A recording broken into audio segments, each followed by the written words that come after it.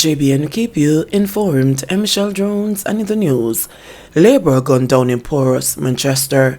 A man was shot and killed in Porus Town Centre in Manchester on Thursday, allegedly by a man with whom he had a long-standing feud. The deceased is 33-year-old Orlando Hopewell, otherwise called Kemar and Saddam, a labourer of Scots Pass in Clarendon. It's reported that about 4:45 p.m, Paul was at a bar when he was approached by two men.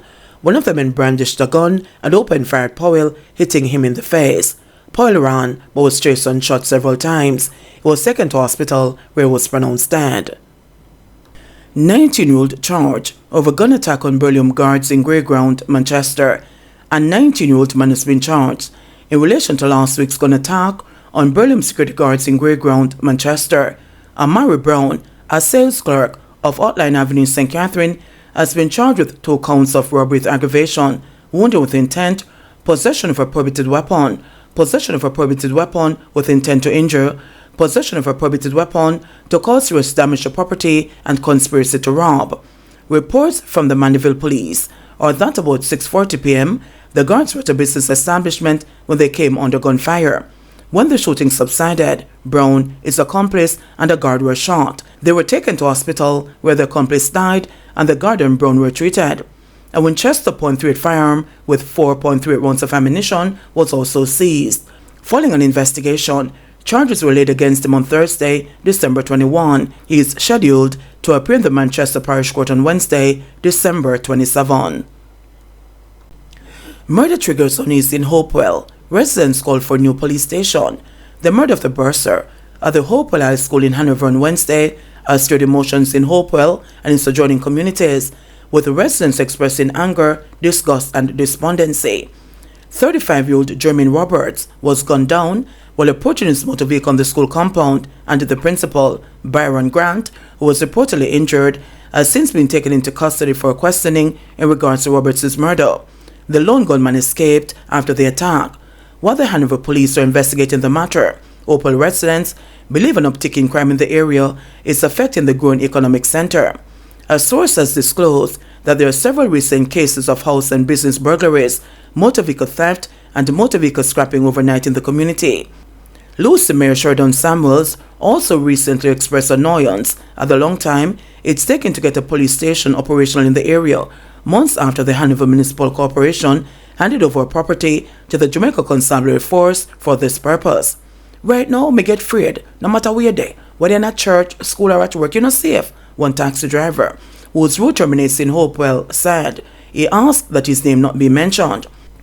President of the Hanover Justices of the Peace Association, Kanisha Pine Palmer, who lives in the Hopewell area, also expressed concern about the crime situation.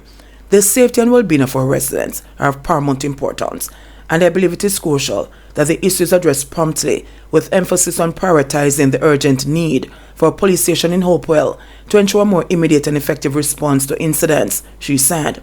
Having a local police presence can significantly contribute to deterring criminal activities and fostering a sense of security among residents, she added. While extending condolences to the Hopewell High School family and the relatives of the slain bursar, Pine Palmer called for proactive steps to be taken in the interest of the community's well-being.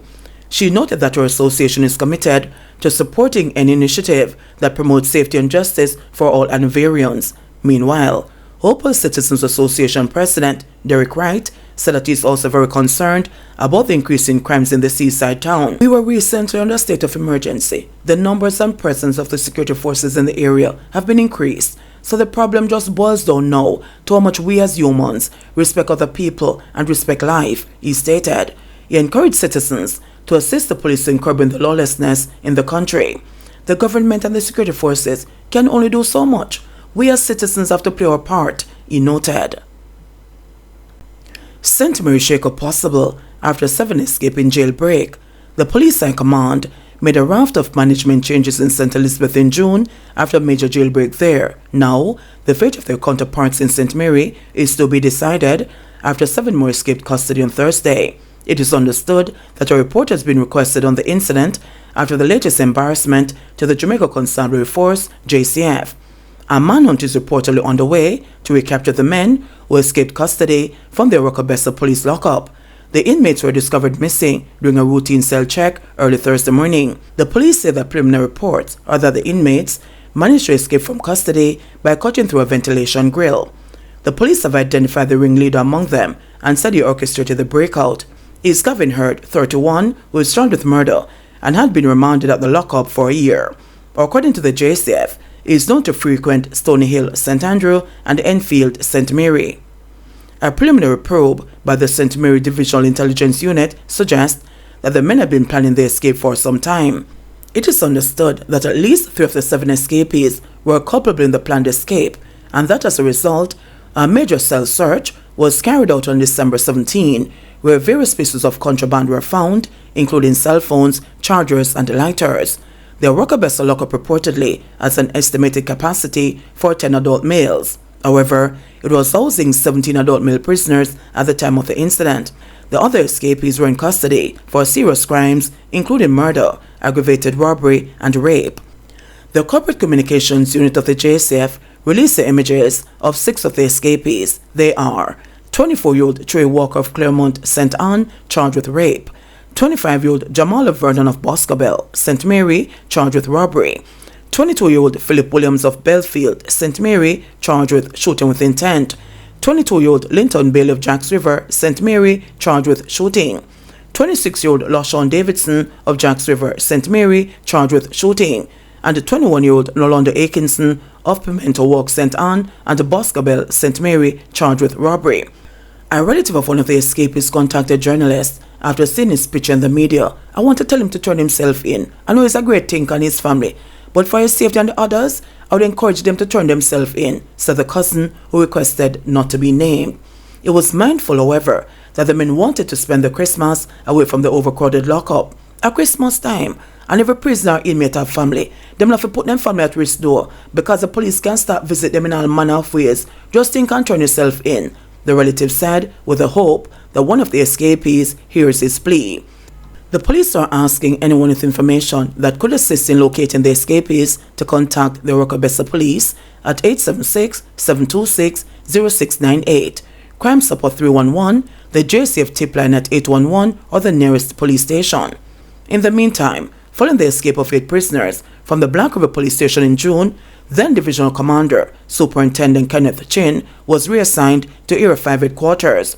Deputy Superintendent of Police Coleridge Minto immediately assumed duties as commanding officer for the division. Other changes include the posts of administration officer, the operations officer, as well as other supervisory posts at the station level were made. 2 JCF members were interdicted pending further inquiries. These changes will facilitate a thorough and unimpeded investigation into the circumstances leading to the escape of the inmates as the investigation progresses, the High Command explained then. Parliament approves increased threshold for submission of statutory declarations. Thousands of public servants will no longer be required to submit statutory declarations to the Integrity Commission following Parliament's approval of an order to raise the threshold for submissions from $3.5 million to $12 million. The Integrity Commission, total annual emoluments exempt from statutory declaration requirements, Order 2023, was approved following a resolution moved by Minister of Justice Delroy Chuck in the lower house on Tuesday. The increase was recommended by the IC in September, citing the anticipated rise in declarations due to the increased salaries of workers under the Public Sector Compensation Review. The increase was recommended by the IC in September, citing the anticipated rise in declarations due to the increased salaries of workers under the Public Sector Compensation Review. With the increased threshold, an estimated 10,000 public sector workers would now be required to submit their statutory declarations. The IC is an anti-corruption body which functions under the Integrity Commission Act. Public servants at a particular threshold of salary are required to file their assets, liabilities, and income on an annual basis. This indicates to the Commission that they are not undertaking any activity as a result of their being employed to the public service that is detrimental to the service. JBN will keep you informed. Please remember to subscribe, like, share, leave us a comment, and click the notification bell to receive our daily news items.